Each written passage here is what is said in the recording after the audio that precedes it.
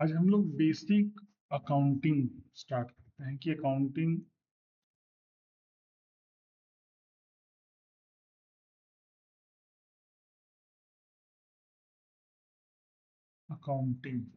ठीक है। Basic accounting की बात करते हैं तो अकाउंटिंग का क्या मतलब होता है? रिकॉर्ड्स ऑफ ट्रांजैक्शंस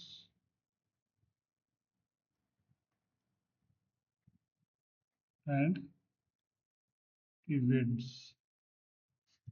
ठीक है। अकाउंटिंग का मतलब होता है जो भी ट्रांजैक्शंस होता है, इवेंट्स होता है, उसका जो हम रिकॉर्ड लेखा जोखा रखते हैं उसको अकाउंटिंग कहते हैं। अभी भी आप लोग अपने घरों में देखे होंगे अकाउंटिंग का अकाउंटिंग एक तरह की अकाउंटिंग हमारे घरों में भी होती है। लाइक है ना, जैसे राशन 1,000 रुपया,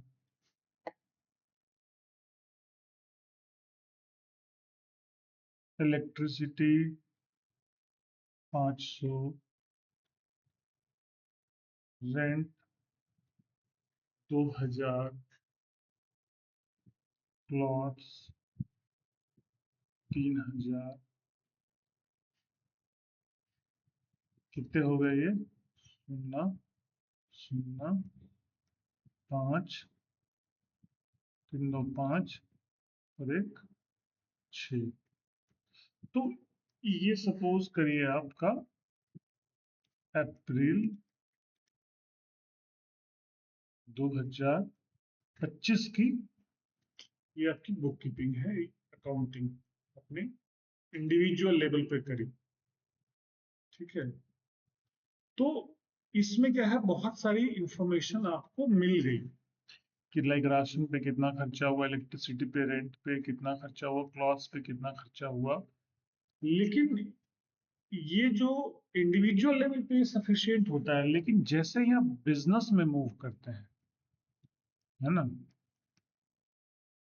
अब बिजनेस में जब मूव करते हैं तो ये सफिशिएंट नहीं रह जाता है, ये एप्लीकेबल नहीं हो पाता है। क्योंकि सपोज करिए हमें जानना है कि हमारे पास अप्रैल में कितना कैश आया, पता नहीं चल रहा है। हमने कितने कैश खर्चे करे, पता नहीं चल रहा है। कितना उधारी है, पता नहीं चल रहा है ना। तो ये इंफॉर्मेशन दे रहा है बट ये सफिशिएंट इंफॉर्मेशन नहीं दे रहा है। तो सफिशिएंट इंफॉर्मेशन के लिए एक टेक्निक डेवलप की गई जिसको बोला गया डबल एंट्री सिस्टम,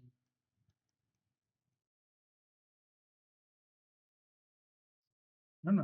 अभी तक इसका नाम कुछ पढ़ा नहीं था, इसके बाद जो पढ़ा वो पड़ गया डबल एंट्री सिस्टम।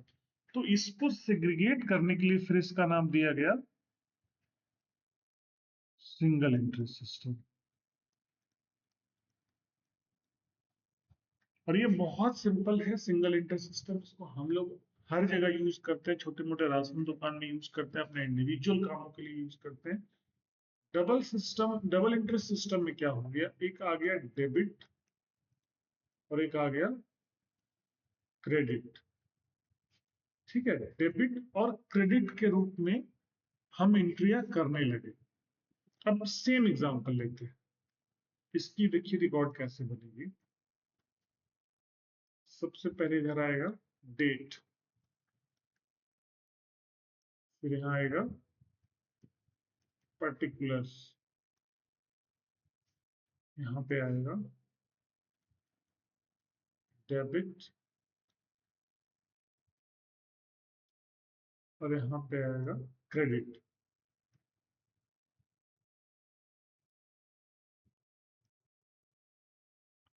ये पूरा फॉर्मेट में, अब सपोज करिए 30 तारीख, 30/4/25 को अगर आपको सेम ये जो आपने ट्रांजेक्शन किया इसको एंट्री करना पड़ेगा, तो यहाँ करना पड़ेगा ration account debit to cash account. Just example, कौन सा डेबिट होगा कौन सा क्रेडिट होगा, ये हम आराम से बातें करेंगे। ठीक है। अभी हम जस्ट बता रहे हैं कि यहाँ पे देखिए राशन की एंट्री बस एक बार, कि 1000 रुपए की राशन आ गई, लेकिन जब हम इसको डबल एंट्री में करते हैं तो 1000 1000 दो बार आता है। That is why it is called double entry system. Double entry system में एक चीज और बहुत कॉमन है कि जितना डेबिट होगा उतना ही क्रेडिट होगा। जितना अमाउंट हम डेबिट करेंगे उतना ही अमाउंट क्रेडिट करेंगे। हमेशा डेबिट और क्रेडिट हमेशा बराबर है। ठीक है, तो ये डिफरेंस है सिंगल एंट्री और double entry system.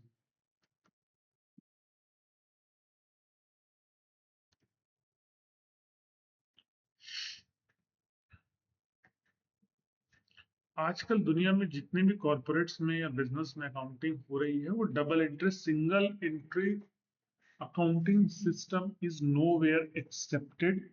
Only double entry systems are accepted as per Companies Act, as per Income Tax Law, as per GST law, and as per all the standards protocols. Only double entry systems are accepted.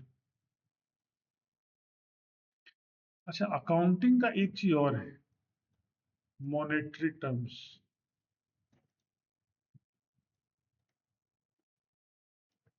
Accounting सिर्फ उसको major करता है जो monetary terms, जिस transaction को या जिस events को आप मॉनेटरी टर्म में कन्वर्ट नहीं कर सकते हैं, आप उसकी अकाउंटिंग बुक कीपिंग नहीं कर सकते। अकाउंटिंग को ही जनरल टर्म में बुक कीपिंग भी कहा जाता है। ठीक है, अब आगे बढ़ते हैं। इसके कुछ अजम्पशंस होते हैं, अकाउंटिंग के कुछ एजम्पशंस होते हैं। एजम्पशंस किन के लिए बनाए जाते हैं? एक क्या होता है, मेकर। इसी में आ गया चेकर, इसी में आ गया अप्रूवर। ये सब एक पार्टी के लोग,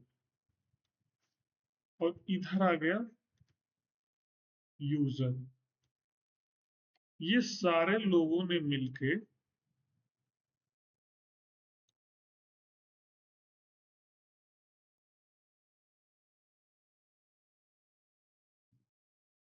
अकाउंट्स बनाया, बहुत सारा डेटा इसमें लिखा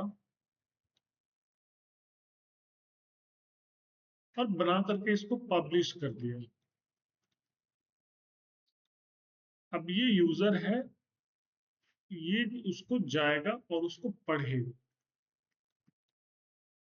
ठीक है, अब जब ये इसको पढ़ेगा तो इसको पढ़ने में कोई प्रॉब्लम ना आए, उसके लिए अकाउंटिंग के कुछ जनरल अजम्पशंस है, कुछ जनरल प्रिंसिपल्स हैं जो जितने भी लोग अकाउंटिंग प्रैक्टिसेस करते हैं, मेंटेन करते हैं, वो जनरली उसको फॉलो करते हैं। ये एज्यूम करके बुक्स बनाई जाती है।